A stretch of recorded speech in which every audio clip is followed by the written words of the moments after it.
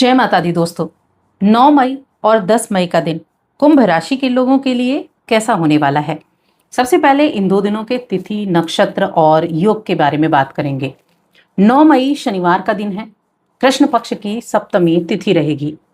यहाँ चंद्रमा की अगर बात करें तो चंद्रमा मकर राशि में ही विराजमान है, श्रवण नक्षत्र में, जिससे शुक्ल नाम का योग बना हुआ है और ब्रह्म नाम का योग बना हुआ है, सर्वार्थ सिद्धि नाम का योग बना हुआ है।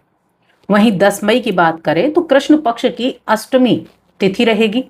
चंद्रमा दोपहर तक मकर राशि में, उसके बाद कुंभ राशि और घनिष्ठ नक्षत्र में प्रवेश कर जाएंगे और शतभिषा नक्षत्र में अगले रात्रि में जाएंगे।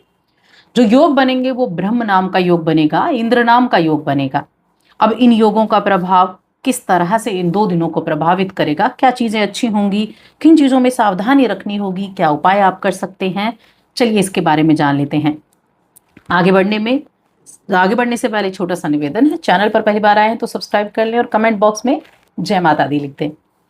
तो देखिए, दोनों दिनों की हम एक साथ बात करेंगे। ये राशिफल चंद्र राशि पर आधारित है।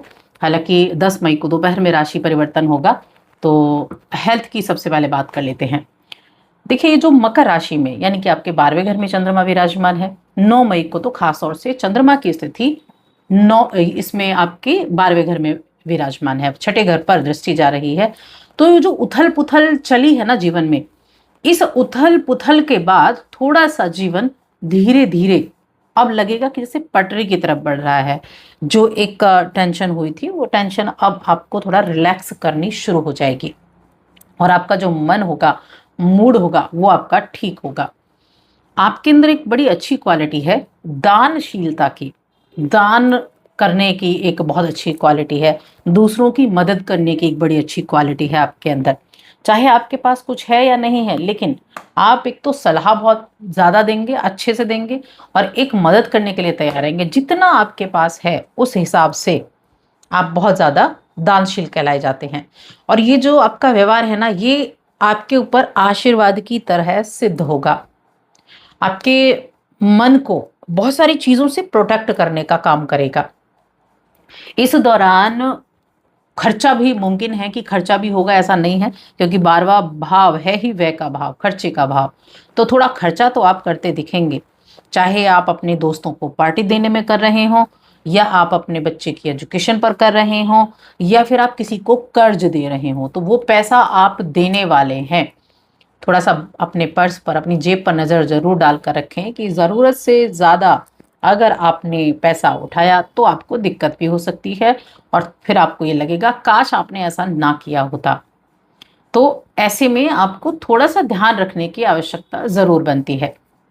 इसके अलावा थोड़ा मन में ना एक ऐसा कहीं ना कहीं खुशी का भाव होगा, खुशनुमा मूड होगा कि आपका कोई कार्य अच्छे से चला हो, आपको किसी कार्य के चलने की आशंका हो, ऐसा भी हो सकता है। तो ऐसे में आपका उत्साह बढ़ा रहेगा। और आपको करना क्या है कि जहां आपको लग रहा है ना कि हाँ, ये जो लाइन है ना, ये मेरे लिए बहुत अच्छी है, या मैंने जो अभी एफर्ट किया उसके द्वारा मुझे ये रिजल्ट प्राप्त होने वाला है, तो आपको दिशा पता चल जाएगी कि किस दिशा में आपको आगे चलना है। आपका जो बोलने का तरीका है ये लोगों को पसंद तो आएगा ही, साथ में स्नेह को बढ़ावा देने का भी आप जो प्रयास कर रहे हैं अपनों को, वो भी रंग लाएगा। तो वहां वो भी चीजें आपके लिए अच्छी रहेंगी। आप अपनी सूझबूझ से सभी जो समस्याएं हैं, अब समस्याएं नौकरी से संबंधित हो सकती हैं, समस्याएं व्यापार से संबंधित हो सकती हैं, उनको आसानी से हल करते हुए दिखाई देंगे। और देखिए, कोई ना कोई, आप एक व्यापारी है ना, तो कोई आपको एक ऐसी डील आपको जरूर मिल सकती है, आप भागदौड़ कर रहे हैं तो, जिसको शुरुआत में आपको करने को थोड़ा परेशानियों का सामना करना पड़ सकता है, लेकिन बाद में आपकी अपनी समझदारी से आप उस पर बड़ा अच्छे से अमल करना शुरू करेंगे और आपको लगेगा कि हाँ, अच्छा हुआ आपने उसमें कोशिश की, आपने उसे अपने हाथ में लिया। अगर आप अपने काम को बढ़ाना चाहते हैं और कर्ज लेने के बारे में सोच रहे हैं, ऋण लेने के बारे में सोच रहे हैं, आवेदन करने के बारे में सोच रहे हैं, तो देखिए, मैं कहूँगी ये आपके लिए अभी इन 2 दिनों में तो मुमकिन नहीं है। आप थोड़ा सा ध्यान रखें।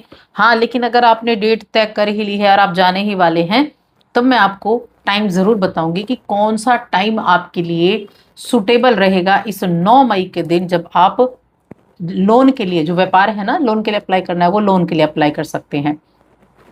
तो ये जो वक्त होगा, दोपहर 12:45 से पहले आपको कर लेना है, यानी कि आप 12 बजे से 12:45 के बीच में इसको अप्लाई करें। ये आप इस टाइम का अगर ध्यान रखेंगे तो ठीक है, वरना आपके लिए सोमवार का दिन बेस्ट होने वाला है इस काम के लिए। क्योंकि जब आप आवेदन करेंगे ना, तो आपको सफलता भी चाहिए और ऋण आपको मिल जाए, उसकी संभावना आपको चाहिए। इसीलिए आप टाइम का ख्याल रखें या फिर आप सोमवार को करें।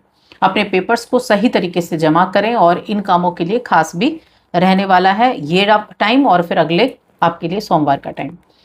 अब रिश्तों में कैसा रहेगा? तो रिश्तों के मामले में देखा जाए, पारिवारिक जीवन को अगर देखें तो पारिवारिक जीवन आपका मिला जुला है, ठीक है।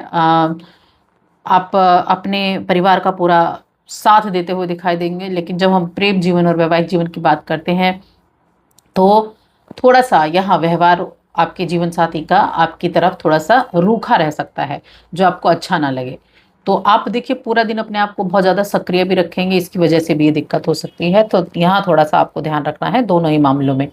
अब ये जो 10 मई का दिन है, इस दिन क्या दोपहर तक चंद्रमा मकर राशि में, उसके बाद आपकी राशि में आ जाएंगे, लेकिन सूर्योदय के समय तो आपकी राशि में ही रहने वाले हैं। तो ये कहीं ना कहीं ऐसे ही मिले जुले दिनों को दिखाने वाला है। वैसे ये रविवार का दिन है, कुछ लोग घर पर ये दिन बिताने वाले हैं, कुछ अपने पेंडिंग कामों को पूरा करने वाले हैं, कुछ अपने जो व्यापारी हैं जिनका शॉप है, या कुछ जॉब भी ऐसी हैं जो रविवार के दिन जॉब पर जाने वाले हैं, तो उनके लिए ये जो समय रहेगा, ये थोड़ा सा मिला जुला ही समय रहने वाला है।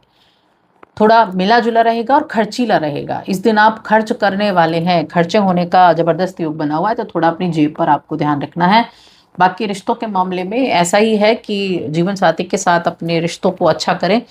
अपने आप को देखिए, आप बहुत ज़्यादा बिजी रखे हैं, इसीलिए थोड़ा सा यहाँ जीवन साथी के साथ थोड़ी सी दिक्कत हो सकती है। और यही मैं प्रेम जीवन में भी कहूँगी, प्रेम जीवन में भी यही चीज़ें हो सकती हैं।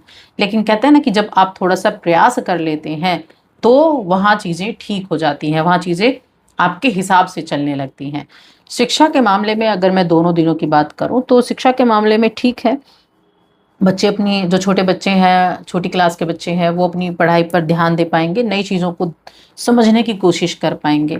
और जो हायर एजुकेशन वाले हैं, वो अभी कहीं ना कहीं अपने टाइम को देखिए बहुत ज़्यादा यूज़ नहीं कर रहे हैं, तो अपने टाइम को आपको मैनेज करना होगा। समय बीत गया तो बड़ा परेशानी होने वाली है, ये समय फिर दोबारा नहीं मिलेगा। इसलिए समय का एक अच्छे से उपयोग करना, ये आपके जीवन में सबसे ज़्यादा आना चाहिए। उपाय क्या कर सकते हैं? आपके परिवार में बहन है, बेटी है, मौसी है, तो इनका सम्मान जब आप करेंगे, उनको सम्मान दें, उनका सम्मान करें। ये अगर आप सम्मान करेंगे ना, तो आपके बहुत सारी चीज़ें ठीक होनी शुरू हो जाएंगी, जिनको आप नज़रअंदाज कर देते हैं। तो इसलिए थोड़ा सा उनकी तरफ ध्यान देना शुरू करें। बस आज की इस वीडियो में इतना ही।